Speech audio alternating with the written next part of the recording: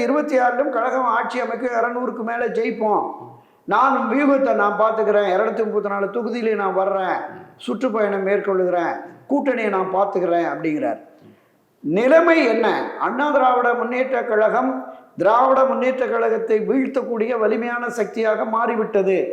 இதில் இணைந்தால் நமக்கு கூடுதலான இடங்கள் கிடைக்கும், தொகுதிகள் கிடைக்கும் என்கிற பார்வை வெளியில் இருக்கிற அரசியல் கட்சிகளுக்கும் திராவிட முன்னேற்ற கழகத்திலே அணி சேர்ந்திருக்கிற அவர்களுடைய கூட்டணி கட்சிகளுக்கு அந்த பார்வை வரும். அதான் சார் நீங்க சொன்ன அந்த ஒரு விஷயத்த, அந்த உணர்வு அல்லது அந்த பார்வை திரு எடப்பாடிக்கு இல்லாம இருக்காதுல்ல. நீங்க திரு கே பி முனுசாமி பேசின அந்த விஷயத்த சொல்றேன்.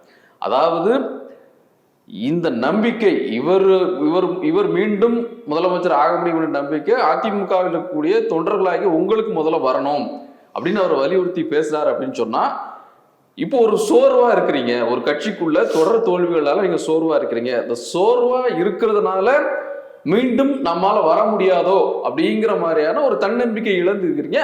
அப்படிலாம் இருக்காதீங்க, மீண்டும் வர முடியும், நம்மால வர முடியுங்கிற ஒரு நம்பிக்கை அளிக்கக்கூடிய ஒரு பேச்சாளர்.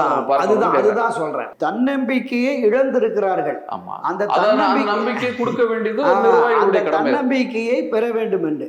இந்த தன்னம்பிக்கையை இழப்பதற்கான காரணம் என்ன?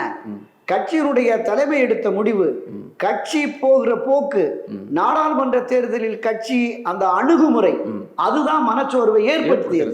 எது வேணாலும் இருக்கட்டும் சார், பட் அதை நம்பிக்கை ஊட்ட வேண்டிய பொறுப்பு இருக்கு. அது பொதுக்குழுல நம்பிக்கை கொடுத்துருக்காங்க. அதுதான் மீண்டும் நம்பிக்கை வருவதற்கான அடிப்படை பணிகளை செய்யலைங்கிறதா என்னுடைய குற்றச்சாட்டு. அடிப்படை பணிகளை மீண்டும் அவங்களுக்கு நம்பிக்கை வரணும்ல, வெற்றி பெறும் என்று. இந்த கட்சி திராவிட முன்னேற்ற கழகத்தை வீழ்த்தக்கூடிய அளவிற்கு வெற்றி பெறும் வலிமை பெற்று விட்டதுன்னு, வலிமை பெறுவதற்கான என்ன முயற்சி எடுத்திருக்கீங்க, என்ன நடவடிக்கை எடுத்திருக்கிறீங்க, அதுதானே. அப்ப இந்த போக்கு என்பதுதான் இன்னும் அந்த நம்பிக்கை இழப்பு என்பது தொடர்கிறது. மரியாதைக்குரிய திரு எடப்பாடி பழனிசாமி அந்த பொதுக்குழுவில் பேசுறாரு, கருத்து மாறுபாடுகளை மறந்து மனமாச்சரியங்களை கடந்து எல்லோரும் ஒன்றுபட்டு நின்னால் தான் வைக்கணும். இந்த கருத்து வேறுபாடுகள், மனமாச்சரியம் என்பது இப்போது இருக்கிற உட்கட்சி பிரச்சனை மட்டுமல்ல,